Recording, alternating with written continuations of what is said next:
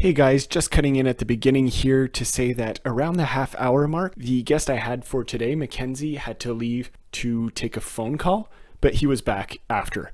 So if you notice at some point the audio kind of shifts and it's just me talking, and it's a bit different because it's no longer Zoom recording, it's just because Mackenzie was on the phone and all I did was basically read the poems out loud for today's show. So anyway, with that being said and with that clear, enjoy the show.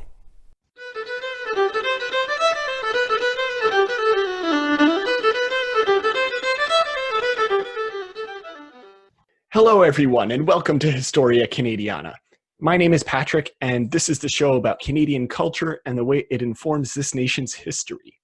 On this episode, I have a return guest who is going to help me discuss the rebellions of 1837 and 38 as they were seen in Upper Canada. This is not much of a sizzle reel considering that I've only had one guest so far, but who cares? Mac is back and he's better than ever. What's up? Yep. Hello. It's rather fitting that he decided to come back for an episode where the central character is named Mackenzie, but I'm sure that won't be confusing at all. Okay, he's last name Mackenzie, so we can refer to him as such. And you're just Mac? Or are we going to call you Cooper? We're just going to go by... Sure. We can call him William if we Willie. Want. Big Willie. Big Willie. Anyway, our main topics for today are going to be specifically the immediate reasons for the explosion of tensions in Upper Canada, how they played out and why, and of course, seeing how that all reflected in some of the literature of the time, specifically in this case, poetry, which, Mac, you are a huge fan of. I know. I love poetry. Now, if I could go off on a little tangent here and explain me and poetry's relationship, it's just my least favorite. I don't hate it. I've run across poems that I've very much enjoyed, but it's a very small amount that I've enjoyed compared to the very large amount that I've read and not enjoyed, as opposed to most novels, plays, short stories, other forms where I enjoy the majority, dislike a minority of it. But what is it about poetry specifically? Is it that it's a short form? Is it that you don't really get as much interesting content out of it? Like, what is there a specific general reason? It just doesn't get the same connection for me that others do. There's an author that I read once, and because he wrote a character who didn't like poetry. So I felt for that character, and the character's reasoning, because the character was a musician, and the character's reasoning was poetry needs to find a person's head before it finds its heart. Whereas other forms can usually find the heart without having to get through the head. Interesting. Okay. Because with me, the thing with poetry is you have to to really, really connect with it. A lot of the time you have to analyze it. You have to look into it and you have to dissect it. Whereas a play you may not understand, for example, all the way, but you can still feel the heavy emotions. Mm-hmm. Or reading a novel and the descriptive scenes of that. So for me, you can get the heavy emotions a bit easier without having to take time to read it 3 times to dissect the emotional content. Right. Unless it's a really long poem, it basically leaves more to the imagination than anything else, right? Mm-hmm. Which can be fine, but I can understand why you wouldn't necessarily enjoy that.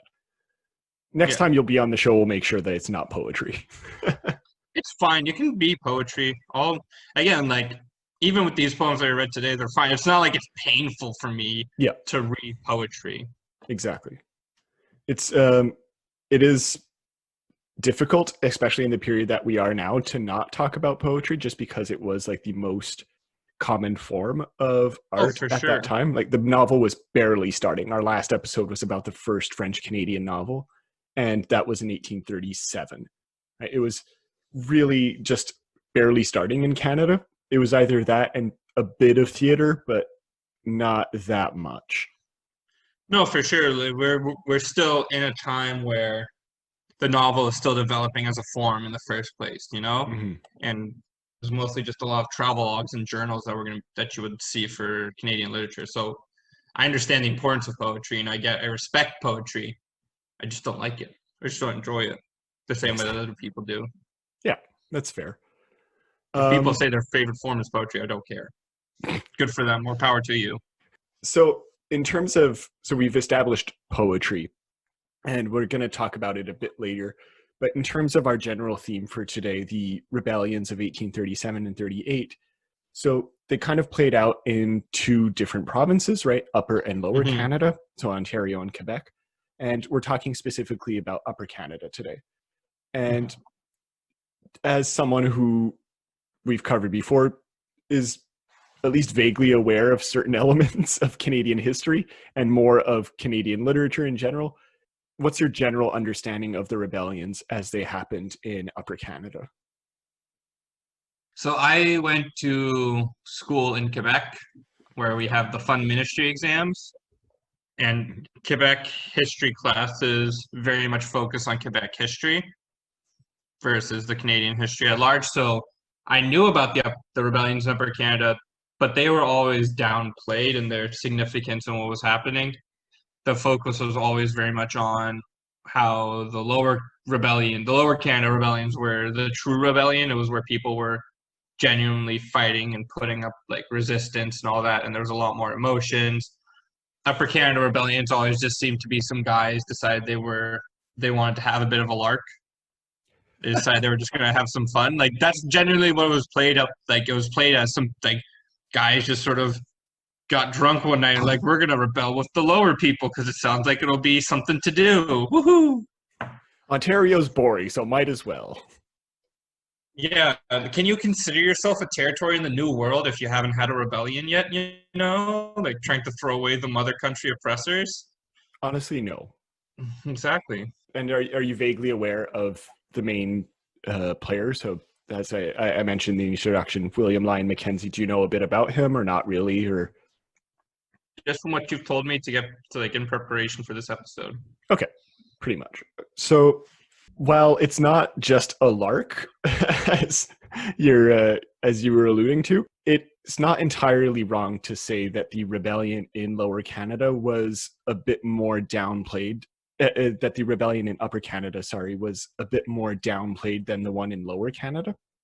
In Mm-hmm. that the one in Lower Canada had a clear distinction between the upper and lower classes, right? The French and English.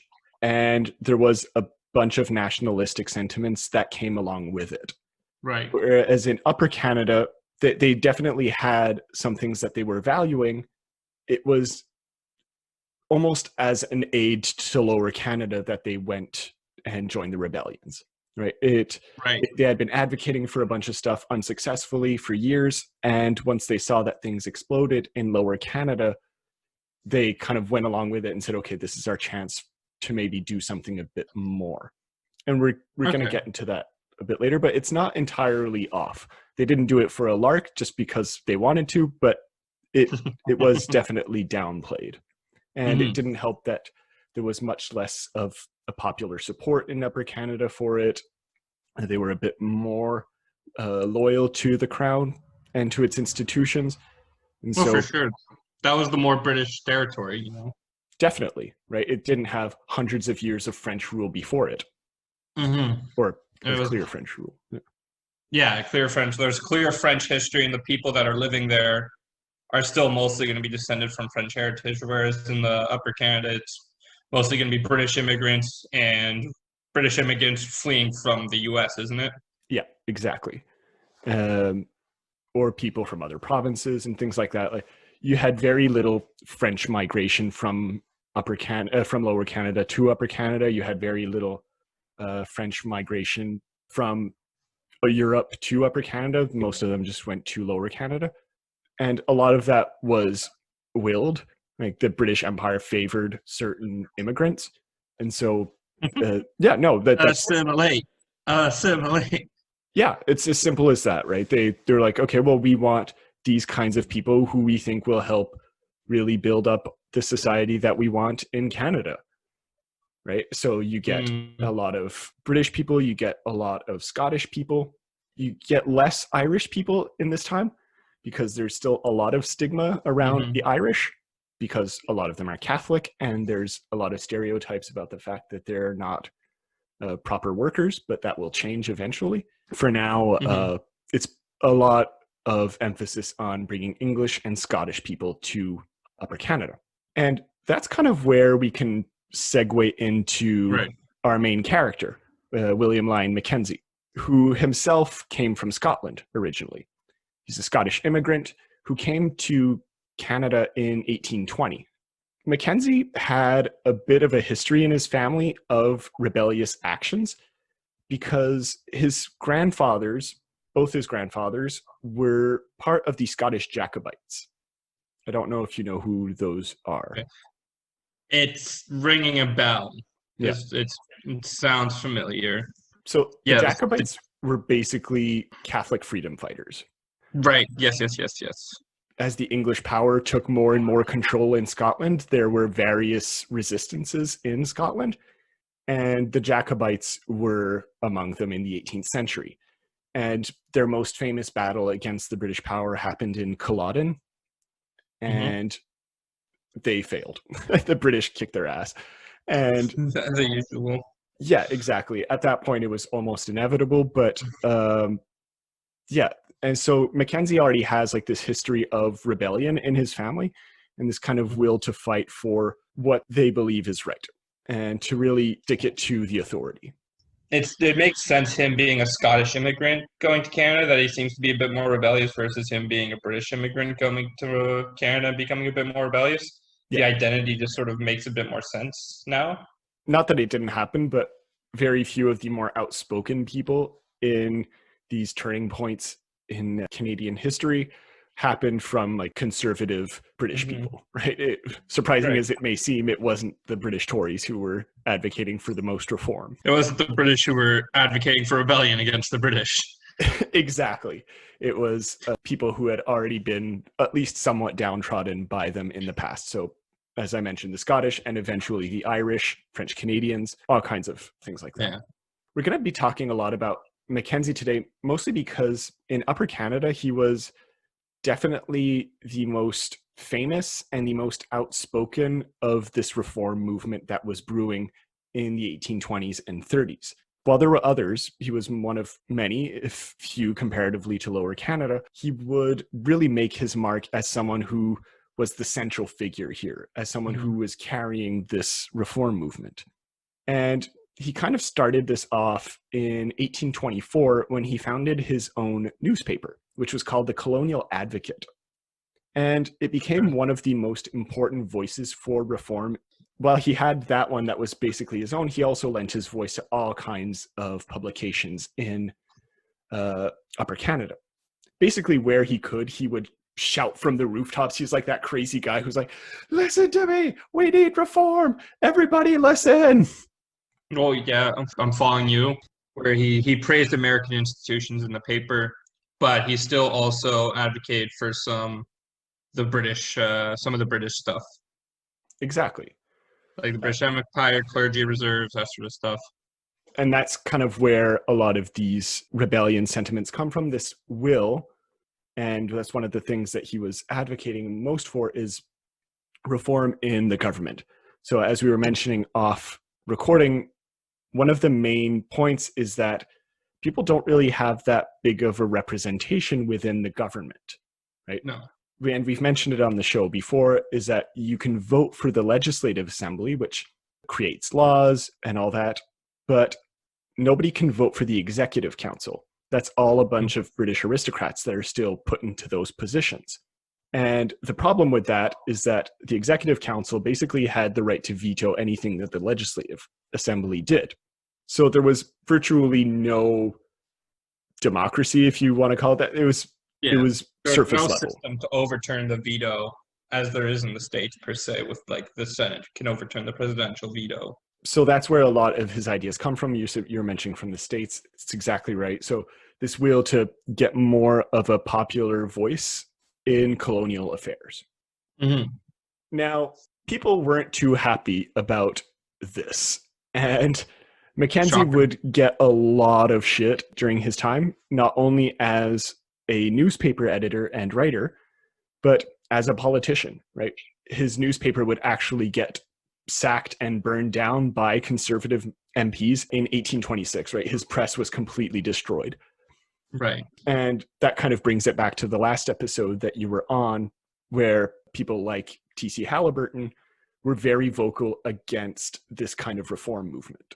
This idea that it was so-called destroying the monarchical institution and tradition in Canada. Bringing up these ideas of tradition and these traditional institutions within these new colonies, to me, always seems a bit unfounded, just due to the fact that these colonies haven't been around long enough for them to be true traditions. If you want to argue with Lower Canada, there's a bit more precedent for that, just because they have hundreds of years with the French monarchy. But you have a totally new system coming in now. The British can't say they're totally separate, but they still rely on this established monarchy. So that argument always just, when I hear it, it always sounds a bit baseless to me. These colonies are new. They don't really have the same inbred traditions of hundreds of years, even if the people are coming from Britain.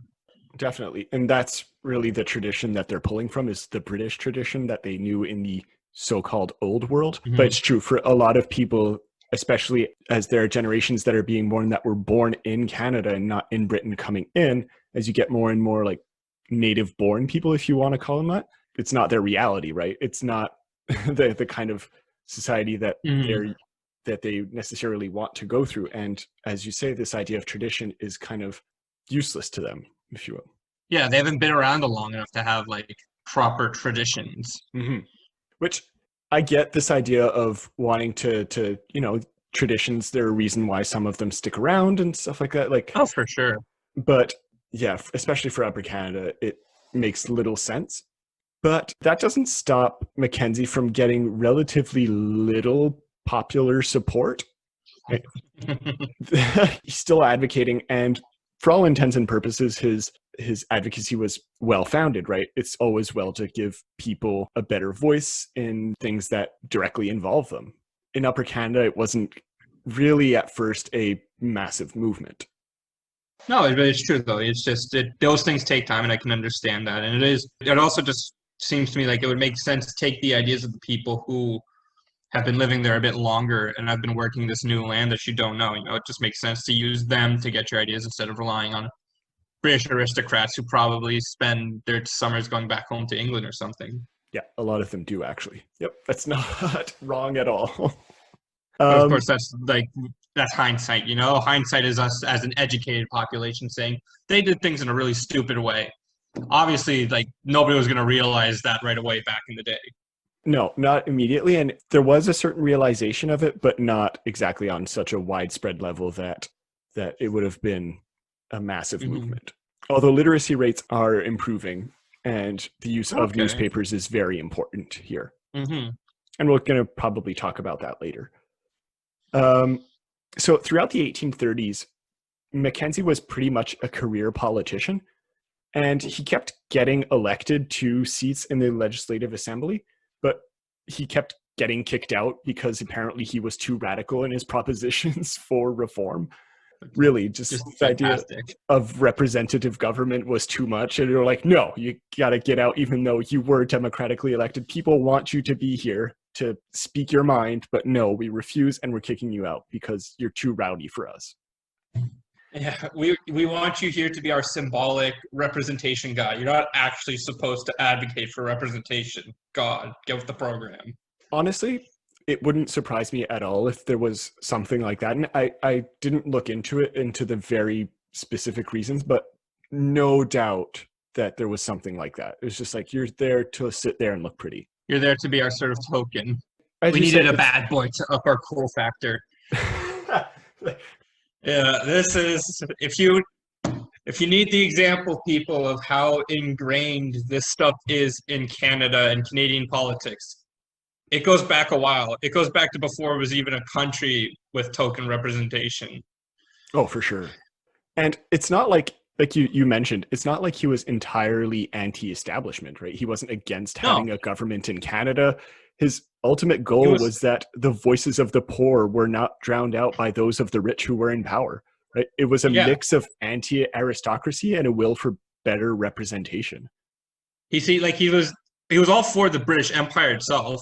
Yeah. He just didn't think the aristocrats needed all of it, needed all that power. He was even for primogeniture. So like the law of the first son inherits and all that. That's a very nobility thing. He's all for that. He just thinks that maybe the people who live there year round should have a bit more voice in what's going on. Which in itself is not that different if we recall from again from the last episode you were on from Halliburton. Like there were Yeah, some conservative elements to him, but he was also kind of progressive in some ways of wanting people to have at least some say in what they were living through.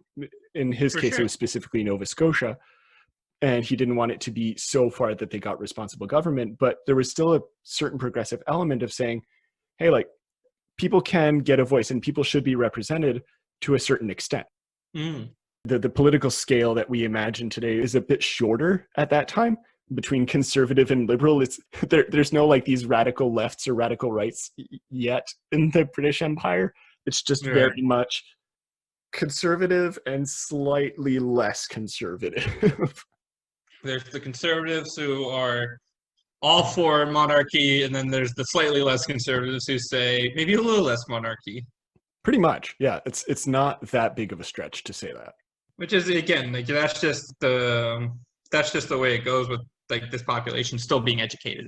Mm-hmm. They're still learning what it means to get like they were educated and they were reading a bit more, but they're still getting to that point of free thinking and free thinking of what can we do for ourselves. Yeah. And I think, well, to kind of go off of that idea of education, there is something to be said about what kind of propaganda and what kind of education the British Empire is giving, right? This Mm-hmm. idea that, and we mentioned this, I think it was off air, this idea of the French Revolution and the American Revolution were very much seen, especially by powers in Europe that still had monarchies, as this very radical anarchic movement that was almost doomed to fail, as it did in the French Revolution eventually.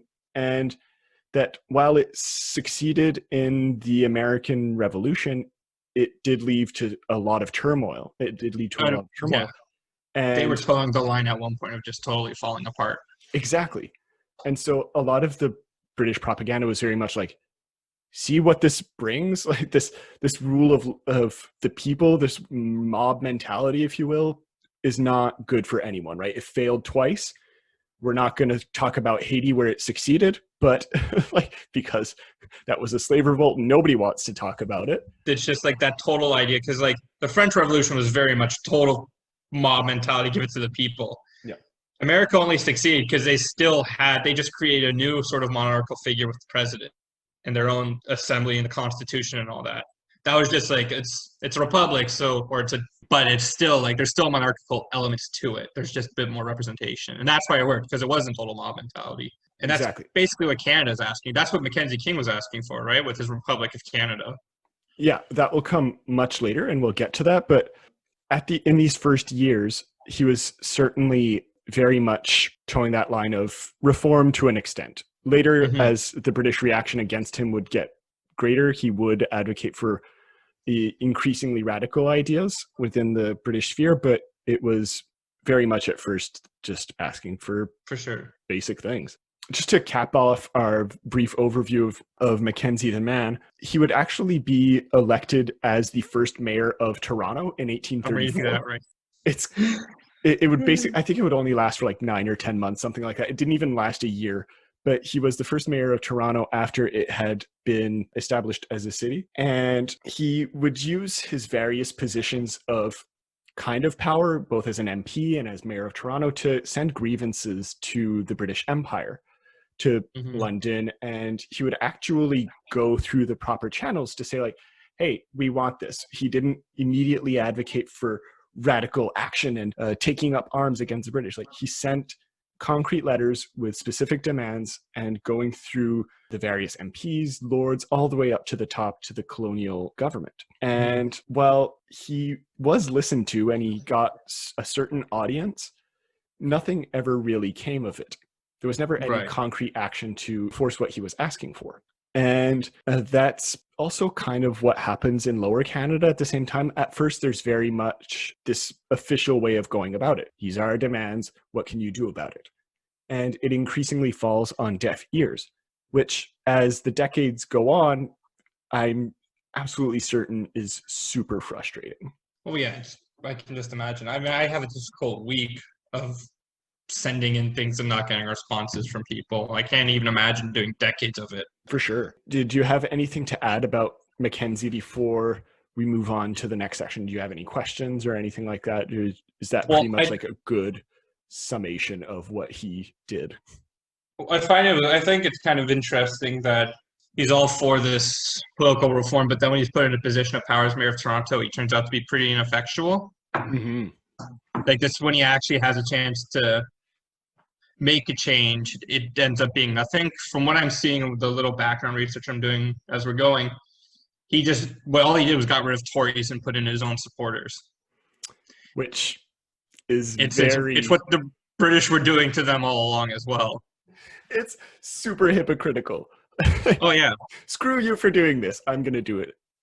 yeah, exactly. It's the whole like, oh, how do you like it when I do it to you, huh? Yeah, it's exactly it. It sounds petty. All right, how about we take a quick break, and when we come back, we'll be talking about the poetry, the rebellion itself, and how they reflect each other.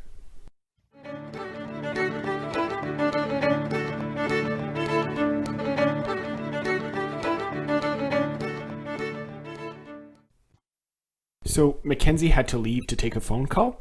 For now, I think I'm just going to read the poems that we are covering today. There are two of them. They're pretty short. And once he comes back, we'll be able to analyze it in more detail. The first poem is actually written by an anonymous poet in 1838 and is simply entitled The Fight at Montgomery's, and was published around the end of the rebellion itself. And it goes a little something like this, quote, "They have met, that small band, resolved to be free, as the fierce winds of heaven that course over the sea. They have met in bright hope with no presage of fear, though the bugle and drum of the foemen they hear. Some seize the dread rifle, some wield the tall pike. For God and their country, for freedom they strike. No proud ensign of glory bespeaks their renown, yet the scorn of defiance now darkens their frown.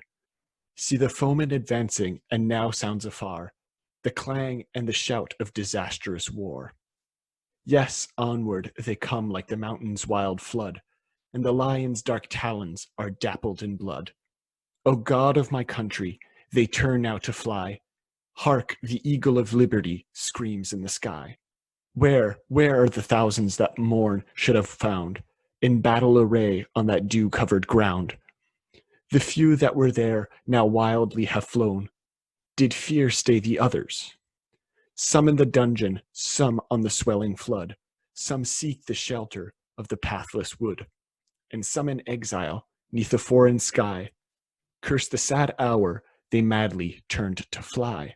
Firmer their tyrants o'er the oozy main, bind on their shackles, forge the triple chain, till other days they still must sadly bear the withering curse that marks a despot's care."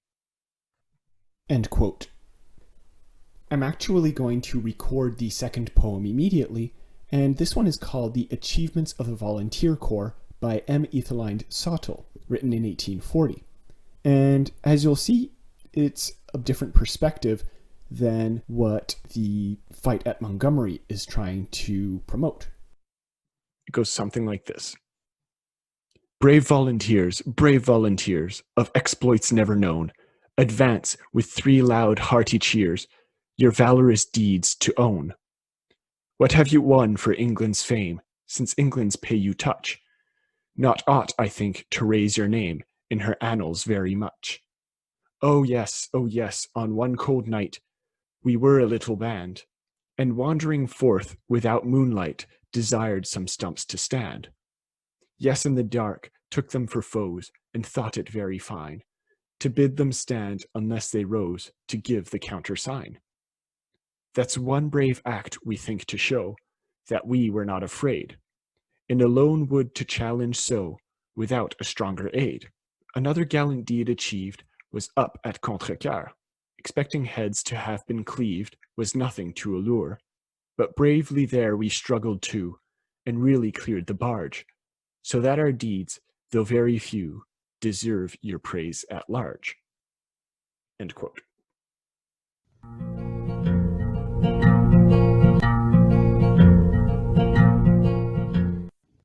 All right. So I think, well, Mac, you read the poems, the two poems that we're going to talk about today. Mm-hmm. Before actually trying to compare them with the actual events of the rebellions in Upper Canada, I just want your general impressions of these two works. I know what your feelings about poetry are. Our audience knows what they are, but do these two works actually give you a sense of the general feeling that this rebellion gives you? Oh, yeah. I mean, my first impression on reading both of them is they're very reminiscent to me of American poetry and literature. How so? I mean, just look, the fight at Montgomery's has a line 14, "Hark, the eagle of liberty screams in the sky." I mean, for God and their country, for freedom they strike, no proud ensign of glory bespeaks their renown, yet the scorn of defiance now darkens their frown. It's all very, Uncle Sam wants you, almost, you know? Yes. And even with the other one, the Volunteer Corps, I'm never going to get that name right in its full. Achievements of a Volunteer Corps. Achievements of a Volunteer Corps. You kind of get this feeling of like, yes, you are. It's very much obviously a Propaganda piece. Yeah, kind of a propaganda piece of really valuing the military. In this case, it would have been specifically the Canadian military, because the Canadians were the volunteers, right? They weren't part of the regular militia. That was still only reserved for the British at that point. Right. So it was very much accentuating this idea of defending your country against these seditious people. And both in their distinct ways do kind of expound this type of American, or typically American, view of the world that you would imagine, although for different reasons. Well, yeah, just because if we call back to the last episode I was on, we spoke about that a little bit of America fought for their freedom, Canada asked for their freedom, sort of thing, you know? When we went like with the whole, the BNA Act and all that was us sort of presenting an ask. But you can see very much the influence when William Lyon Mackenzie fled to America. Some of these, "What have you won for England's fame since England's pay you touch? Not ought, I think, to raise your name in her annals very much." There's some very, like, that's a very strong sort of stanza to give for going against, for fighting for liberty almost. Especially from William Lyon Mackenzie, who at one point in his paper was supposedly for the British Empire. He just wanted more representation. It's also kind of indicative, and we're going to get to that, of the major moments of this conflict, right? I think it kind of embodies the eclectic nature of the rebellion in Upper Canada, right? If this one big moment that we focus on, right? The fight at Montgomery's was written in 1838, and the actual fight happened a year prior, right? It happened the previous year, and it's still that thing, that one that people are talking about. And to me, it kind of embodies this flash in the pan moment of the rebellion, of that was it. Like, that was the specific point, and we're going to really milk it for all it's worth. And that sets the tone for Canada in so many ways. I mean, how many times have we done that? The battle at Vimy Ridge, we find that one. Canada's very good at finding that one specific moment and then milking it. The battle at the Plains of Abraham, everything. The War of 1812. Yeah, exactly. The War of 1812. Even, Margaret Atwood as the flash in the pan Canadian author, that's something that Canada is, that's a very recurring theme in how we handle our culture and all history, is we always use flash in the pan moments. But I don't know if that's specifically a Canadian thing, though. It's like people attach themselves to these moments very emphatically. How many times, speaking of Americans, because it's easy, like the American Revolution comes up so often, or like, which admittedly is an important moment, but like there are other things that can define your country than that. But my thing is, it's so specific. We focus on such specific battles is my thing. Okay. When the Americans talk about the American Revolution, they talk about the whole thing. You're right.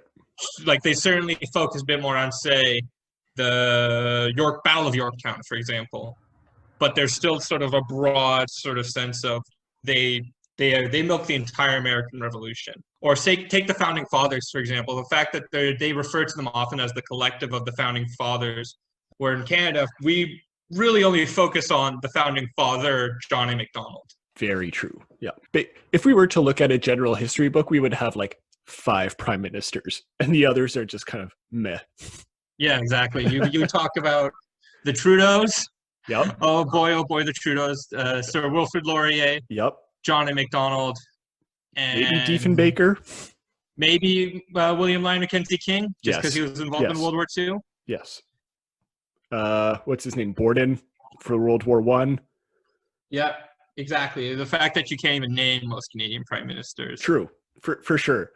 We're very flash in the pan. We're very we pick very specific moments, and I don't know if that's indicative of we just don't have many like broad stroke things to take from as America or the British Empire does, or if it's just something that we just sort of developed.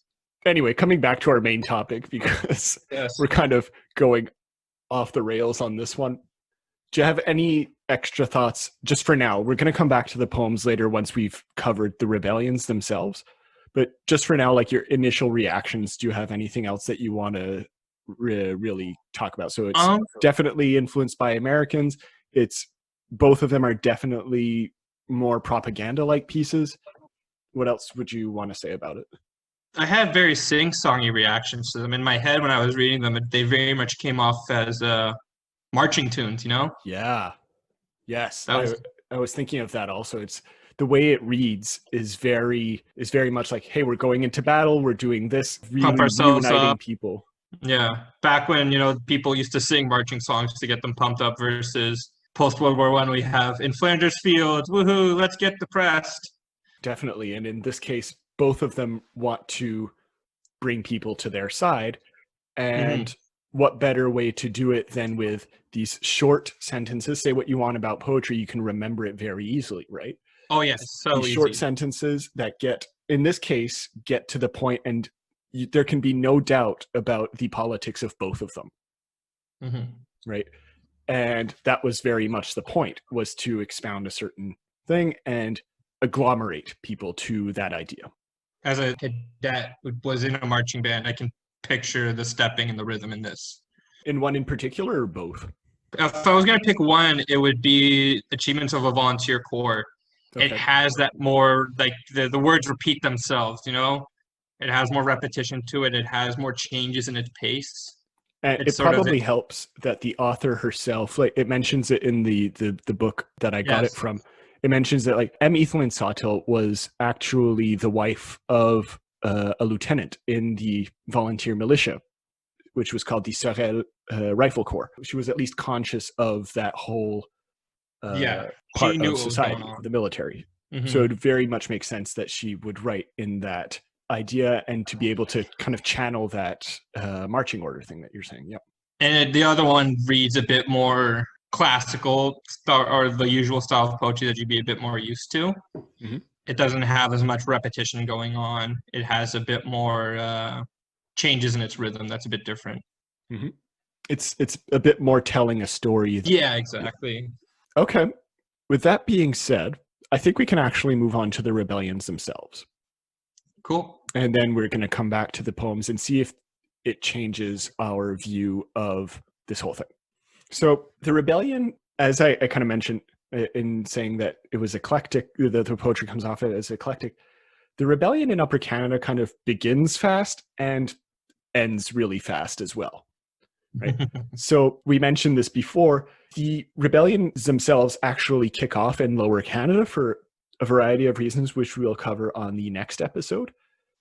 But the ones in Upper Canada, while there were all these demands for reforms and all that, especially led by Mackenzie, they kind of kicked off as a response to those that were kicking off in Lower Canada. So as the Lower Canadians, the French Canadians, really picked up arms against the British, Mackenzie was like, now's our moment.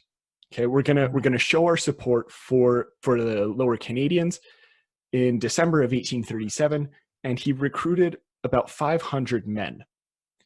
And the goal was to show popular support, which was pretty much non-existent in Upper Canada. Right? We've mentioned this a few times. It wasn't as big of a movement as in Lower Canada. Right? But the goal was to still recruit as many men in one place as possible and to show, and I cannot stress this enough, a peaceful protest at first. Okay. He was still, at the start of the rebellions, advocating that showing a peaceful mentality was going to win the day. The goal of the 500 men was to show the size of this movement.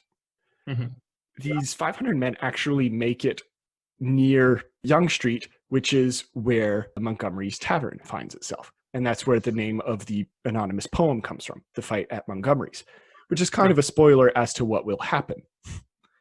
Because what happens is that some people actually get rowdy, even though that's not the goal of it. And the British militia intervenes. Right? They saw what was happening in Lower Canada. They see 500 people getting together on a small street near Toronto. And they're like, okay, we need to react now before this gets out of hand like it's doing in Quebec. Right. What ends up happening is that a peaceful protest turns into a fight. The authorities kind of provoked the peaceful protesters into attacking. What? That never happens. No, God, that's not a comment on what's happening right now. No. There's no parallels. But it's different, but also, just gonna slide that in there right now. The the British military arrives, and they come from a bit everywhere. They come from the Canadas. Some of them are even sent from the Maritimes, which was relatively peaceful at this time, and brought to kind of put down any potential explosions.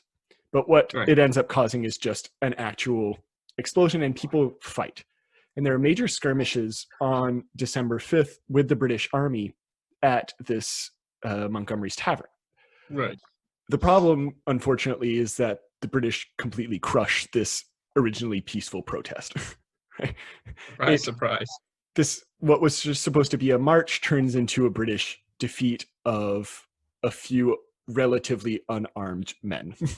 So it's at this moment, after this one flash in the pan moment that the poem talks of, that really Mackenzie would start becoming more and more radicalized. He sees the British reaction and he's like, all right, we're going to have to start doing something because they're not understanding just from our peaceful protests or the letters I'm sending. The official channels aren't working. He becomes disenfranchised, which is fair enough. Yeah, totally. It makes a lot of sense. It sucks, but So that's at that moment where you mentioned that he will actually back away from this, and he will actually create his own republic called the Republic of Canada in 1837, at the end of 1837. And it lasts like 2 or 3 weeks, I think. And he really tries to get like a lot of people on board. He tries to get some lieutenants. He tries to get all kinds of people who are like, yeah, okay, we're creating our own little section of free Canada. And it completely falls apart because everyone around him is really disillusioned. They're like, this is not going anywhere, man. They're not. People are not. It's too late, man. Yeah, after one battle, it's too late. I'm sorry. Well, this revolution was happening back in the 1700s, bro. Get on board. Like usual Canada thing to do. Show up late to the party as far as the ideas go. Fuck. Show up 60 years late to a party. Like, how sad. Yeah. America, France, they've already had their revolution. It's too late, man. Mm-hmm. There's also something to be said. Like, he tried to create a new republic in the dead of winter. Like in December of 1837 into January of 1838, like it's hard enough as it is, and you're creating it in the dead of winter. Man, you were bound. And people to fail. just want to survive. Exactly. Like you don't start a new colony when there's 6 feet of snow around you. Hint to those who want to start one. Yeah, for those of you trying to create their own micro country, please do so in the spring or summer seasons. But, the failure of the Republic of Canada is also just indicative of the lack of significant support that he was trying to drum up with his march. It's like he actually did create this place where people could have what he was advocating for, right? Popular government, elections, and all that, and it kind of fell apart in Upper Canada, right? And it was for those who wanted more information, like it's just basically a little section, a little island just north of the American border, near the Great Lakes.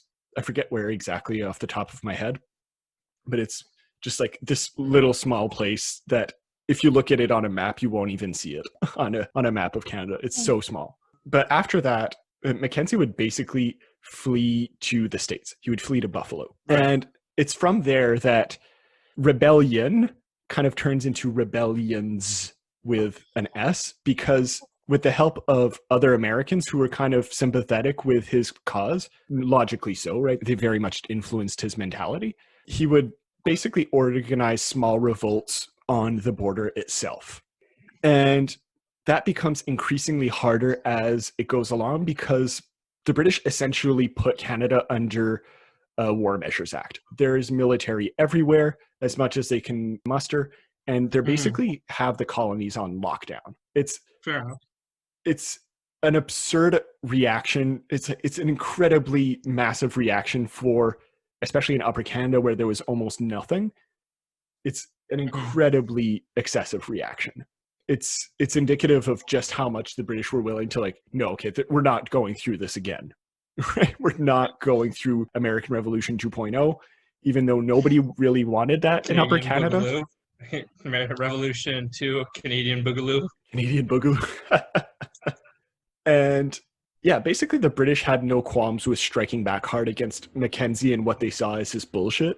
And throughout the rebellions, like, there were hangings, there were people that were being deported to Australia. I think in total, with both Canadas combined, there were like 100 people that were exiled to prison colonies, and 14 people were hung in total. It was a really big deal. So Mackenzie tries these things, but he never really succeeds, and he tries again to create a newspaper and try to get a popular voice going from the States.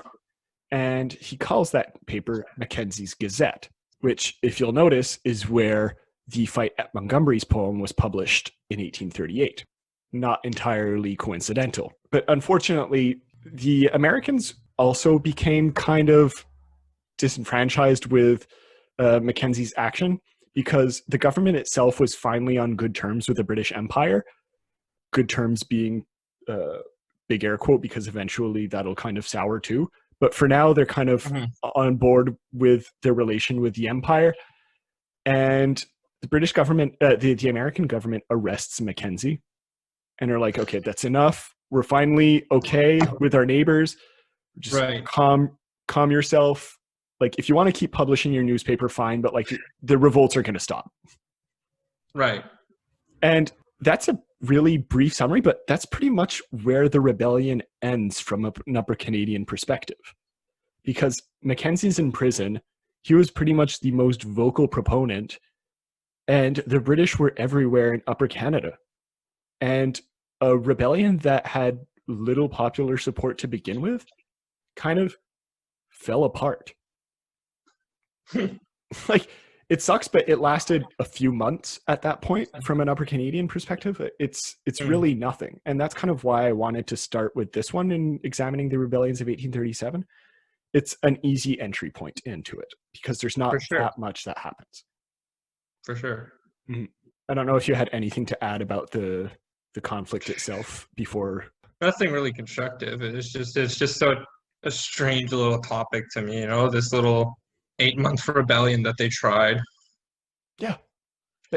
Good on them. I admire what he did, but it was almost doomed to fail from the get-go in this case. It's also, again, like, it's a bit on him for trying to start in winter, and then he also I'm sure it wasn't like help to the fact that most people can point that he was the mayor of Toronto and he didn't do well. Yeah. That's a contributing factor for sure. Like, in most of his cases where he was in a leadership position, he proved to be ineffectual. Definitely. I get why he got on board in December. Like, it was happening in Lower Canada and he didn't know how long it was going to happen.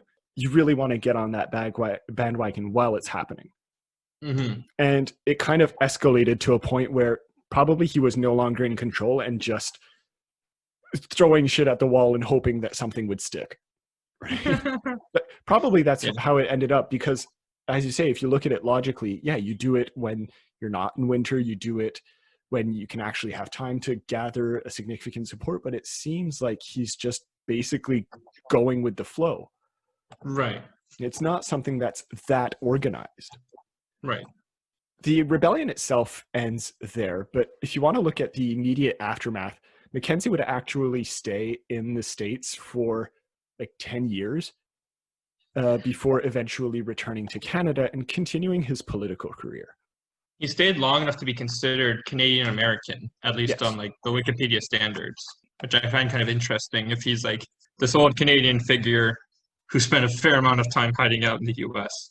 Yeah, definitely. But a lot of the rebellion's leaders ended up being exiles in the States. Mm-hmm. Because obviously, why wouldn't you? Like, if you have to escape somewhere, it's either up north to the territories where there's no one, across the ocean, or to the States. Right. Right. So yeah, it totally makes sense why he went where he went. Exactly. There would eventually be things that come out of the rebellions, but they come basically around the time that Mackenzie returns to Canada. So in the immediate aftermath of the rebellions, there is what's called the Durham Report, which we're going to have a whole episode on, because in Canada, yes, having reports and commissions be a part of our literature is a thing. Like, we have so many commissions that they're basically literature at this point. And like the Durham Report will kind of dictate where British-Canadian relations will go for the greater part of the end of the 19th century. And we're going to see a bit on that later, but there are reactions that do happen from the British perspective. They're slow, but they do happen. So the rebellion itself is not entirely a failure, I would say. It did definitely get a message across. That message was initially kind of ignored, but there was still a reaction from the authority. I know they did accomplish something, which is the most important thing, honestly. Exactly. And it gives credence to what a lot of historians are saying these days, that peaceful protests only get you so far. Most true changes have been established with some sort of violent protesting involved in some way or another. That being said, looking back, now this was a very, very quick look at the rebellions, but looking back on it, do you see the poems in a slightly different way, or does this change the way in which you look at these two works in any way, shape, or form? No, it plays to what I knew beforehand about the rebellions, and it stays the same about my general impressions of them.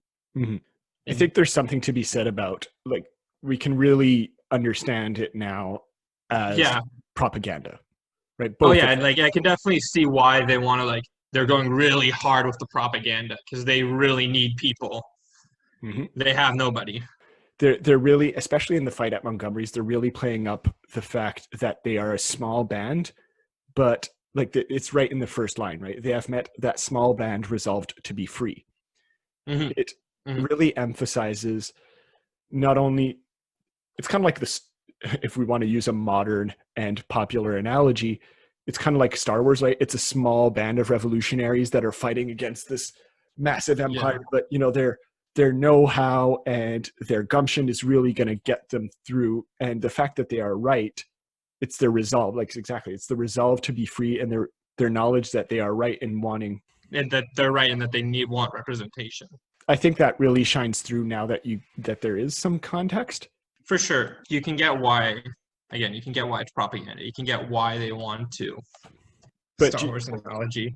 Do you think that just looking at those two poems that you can get a good indication of what happened, or do you really need the context surrounding it? I think it definitely needs context, because otherwise they read as I could apply this almost to any country, It doesn't scream strongly Canadian. Even the one that says the fight at Montgomery's, in the actual poem, it says nothing about Montgomery. It says nothing about the inn. It says that it reads more as an American poem. You could be forgiven for thinking this is almost any other country writing. Probably the people reading it would have known what it was about, though. So first of all, it says it in the title, "The Fight at Montgomery's," but also it was in Mackenzie's Gazette, right around the time of the rebellions, which got a lot of press at the time. And I'm just saying, even still, you would still want to write about. You still want a title, like it's only in the title. If you take away the title, would you really know that this is about some battle? If us reading this right now, and you're trying, or if you're some person who is, because Mackenzie's not, if he really wants supporters, he's not going to be looking just for the people who read his Gazette. No. So if he sends this poem out to across the territories looking for supporters, are they really going to know what is going on with this poem? With this poem, no. But they will be knowing what's going on in Canada. Like, it did get enough of a press that they would have known what was happening throughout the empire. Like, it was really, really covered on a massive scale. It's absurd. And so people would know, but you're right. If we just if we look at it just independently, you're absolutely right. The context is very important in this situation, which is understandable. Like, this is a historic poem, so it's obvious you're going to need context. Mm-hmm. And Mackenzie did write other stuff. He was a writer in his own right, but his stuff is, I didn't feel like covering it on this episode because a lot of it is much longer and it also just kind of sucks.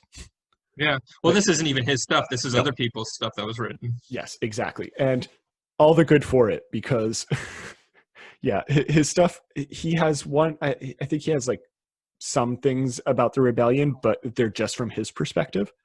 So of course it's going to be the most patriotic of things. Like, I wanted to create this balanced view of, or as much of this balanced view as the rebellions as possible, of not only this fighting force, but also from Sawtell's point of view of this will to avoid anarchy and the will to avoid things degenerating into chaos. Yeah.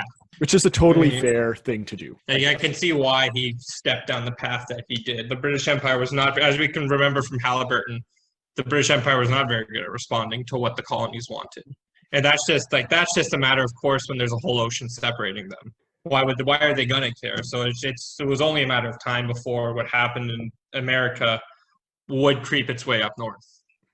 Is there anything else that you want to add, whether it's about the poetry, whether it's about the rebellion itself? Again, for our listeners, like, this is really more of an introduction. A lot more of the rebellion stuff is going to be next week with Lower Canada, but this is really an introduction to this thing. Lower Canada. The Lower Canadian rebellions, there's always a lot more to talk about. There is more to talk about. I think it's those crazy Frenchies. Those crazy Frenchies. But like, I find this very interesting, and Mackenzie himself would have like a legacy in Canada, right? Like I said, his grandson would become prime minister, and we'll talk about him eventually. It is important to talk about this, but it's a quicker episode. For sure, and it's understandable why. It was definitely an interesting episode. I learned a lot more about the Upper Canadian rebellions that's never really taught. That's definitely one of the biggest points of history, Canadian history. Context of the stuff that they really teach. This is one of those points that gets the smallest amount of time. There are things that they don't teach that should be taught, but that is a whole nother giant can of worms. Yeah, that needs to be opened. That's a problem with Quebec in general. Like, I don't know what the education system looks like in the rest of Canada and like the individual provinces, but like, I know that from a Quebec perspective, we hear a lot about the history just of this province. I don't remember ever hearing about the rebellion in Upper Canada. I don't even know William Lyon Mackenzie. I don't even know who he was until I started looking things up for this. I only knew William Lyon Mackenzie King. To be fair, fine, because he stayed in power for like 30 years. Really? Jesus Christ. Yeah, no, it's insane. That being said, I think we can end the episode here. I think it was a bit more organized than the last time you were on, so that's good. Always a plus. Thank you very much for joining me today, Mac. No problem. Happy to be here. And again, if ever you want to come back on, you're always welcome. We'll try to get a theater play or a novel next time. Okay, that is it for this episode. Thanks everyone for listening. You can reach out with any questions, comments, or concerns through Facebook, Twitter, by email. All links are in the description. You can also support the show through Ko-fi, through PayPal donations, and affiliate links in the recommended reading page I set up. Also, if you're interested, You can find perks like extra episodes, which you can find on Patreon. All of that is also in the description. Anyway, all this is optional, and the show will remain free and independent if you don't want any of it. Finally, if you could leave a review on iTunes and share it with some friends, it would be very appreciated. It helps to boost the show and get it to more people's ears. For now, I'll just wish you all excellent health and hope that you and your loved ones can stay safe in these times. I'll see you all next time on Historia Canadiana. Cheers, everyone.